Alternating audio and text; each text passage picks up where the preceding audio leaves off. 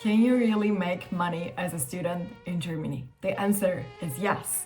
I didn't know about this when I moved to Germany over 10 years ago.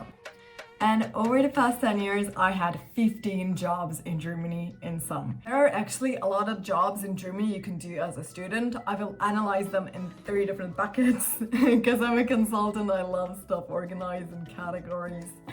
Let's get started. Jobs at companies you can do at part-time, jobs at the chairs in the universities, and jobs outside of your studies. Jobs at the companies, they involve like working student positions in companies. How I entered this was with my internship at Bosch. During my bachelor's, we had to do an internship at a company, so that's how I got started. And then they offered me a working student job. The pay during the internship was around this for 35 hours per week. It was a full-time internship. I think it's higher now with the minimum wage and everything and so on. That's usually what you can expect around working student jobs. It's a little bit higher than minimum wage. And if you already have your bachelor's degree and in your master's, it's a few euros higher. So how did I land that job? I applied, got like 2 rounds of interviews, and then started the job. For the companies, you need to have like your resume ready to go and then apply to a lot of places.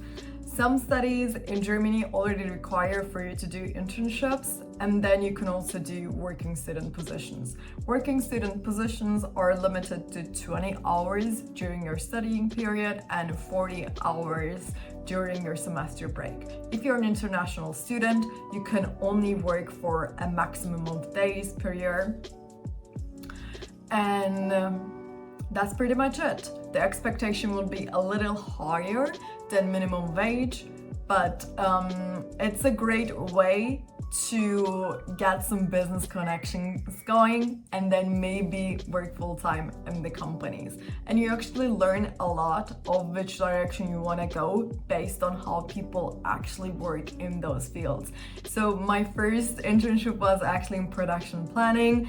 That's why I decided to go to the route of mechanical engineering and management, because I decided, okay, I genuinely enjoy this management aspect and maybe I should do a little bit more of this rather than focusing on the hardcore technical parts. So it helped me a lot in that sense. I also worked at Siemens afterwards. I wrote 2 theses there, and if you write your thesis at the university, it's not paid. And if you write your thesis at a company, they pay you for it. So that was one of the reasons I went for it. But my main reason was the topic was super interesting for me and I wanted to learn a lot. It's a great way for you to learn a lot during your studies, plus make a little bit of money. Doesn't really hurt anyone. There are a lot of offerings and jobs and positions for students during for a lot of companies. You can also work at startups or large corporations. There are always openings in Germany. It's a nice way to integrate the students and nice way for the companies to test out if you can actually work there full-time. It's a cheaper way to hire full-time employees, I would say, and you make a lot of connections. This is the range you can genuinely expect. And if you want to know a little bit about how I manage my studies and having a part-time job, let me know in the comments below. I can shoot another video if you want to, and subscribe to see my upcoming videos as well. Another job field I would recommend is to get jobs at the university. If you want to go into the research fields and so on, it's also a nice way to connect with PhD students and with professors. At the beginning of my studies, I thought that I would do a PhD. That's why I actually got a few jobs at some chairs. And one of them actually offered me like a PhD position in the future. But during that time, I actually recognized doing a PhD is not really for me. So that was my learning from that experience, and I switched to working at companies after that. What's your expectation to earn at the university? I think it's a lot more flexible compared to the jobs at the companies, because you are already at the university and you can be there if you want, and it's kind of nice to have like an office place at the university that you can go to. Compared to a company, I think the effort is actually less. It's also related to your studies, so that you don't have to learn or do much in that sense. So I was a tutor for 1 year for 2 different classes, mechanics 1 and 2. During my studies for first semester and second semester students, I was teaching the stuff I learned a few years ago, so it was like an easier thing for me to do because I already knew about the topic. You could do those type of stuff with minimum preparation, but it's kind of invite only. You need to have like really good grades to be able to be a tutor for certain subjects. Other than that, I had a student research position at the Chair of Acoustics because I thought it was an interesting topic and they had jobs open. For the jobs at the university, it really depends on the chair and what you want to do. The jobs I had were around 4 or 5 hours per week, so it wasn't much of effort. I could do 2 of them in parallel. I did that for a semester and I was like, I need to pick one, it's too much. Yeah, I think I made around like 300 euros per month. Out of these, it was less than 8 or 9 hours per week, so it wasn't a lot of time. I used that money for traveling and like I don't think it's a lot of money, but it's also nice to have some connections and then doing something at the university, which I would be willing to do. Anyways, based on the tutor job I had at the university, 2 students reached out to me asking for private tutorship, so I tutored 2 students off of that tutoring thing at the university. So I had private students. I made a little bit more money with private tutoring for obvious reasons. It's one-on-one and I'm giving like them homeworks and private time and so on. So that's something you can actually do if you have good grades and pass your exams. You can do private tutoring, and like I think I earned like 20 or 30 euros per hour. I don't know how much. But you can make a little bit money based on that. Finansamt, don't come after me. I was a student. It's not much. I think I made a few hundred euros per month based off of that.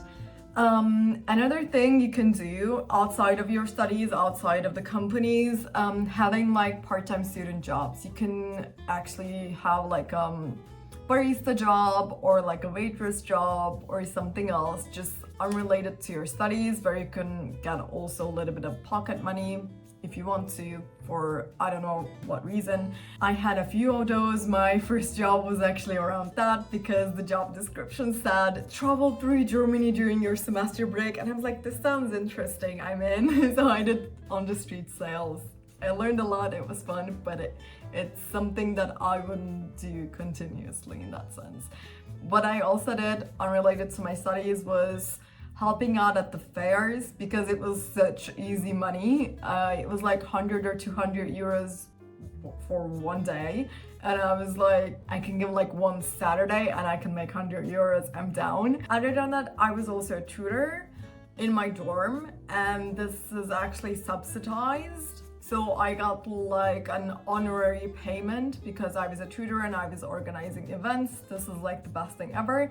And just because of that, I became a yoga teacher because people were asking me to teach yoga. And I was like, okay, I can do this as an event. And then the group got bigger. Then I was like, wait, maybe I should get certified. So yeah, based on that job, I became a yoga teacher as a hobby. I still keep doing that. It's like the biggest hobby I have, but it started as a side gig. So like, yeah. During my student time, I actually had like 4 or 5 income streams, I would say. I have less at the moment. I only have 1 or maybe 2. I had scholarships.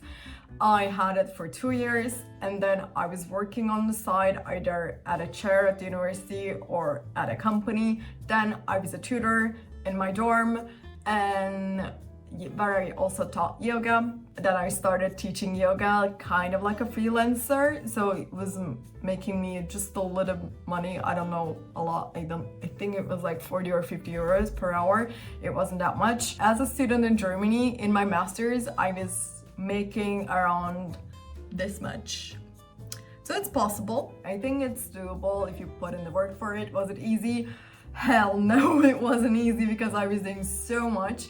But it prepared me to become an entrepreneur in the future because I'm used to doing a lot of stuff in parallel all the time. Thanks so much for watching. Let me know in the comments what you want to see in the channel. I'm gonna start my AI and entrepreneurship series, but I still want to keep posting about my experiences in Germany because I think it still can help a lot of people.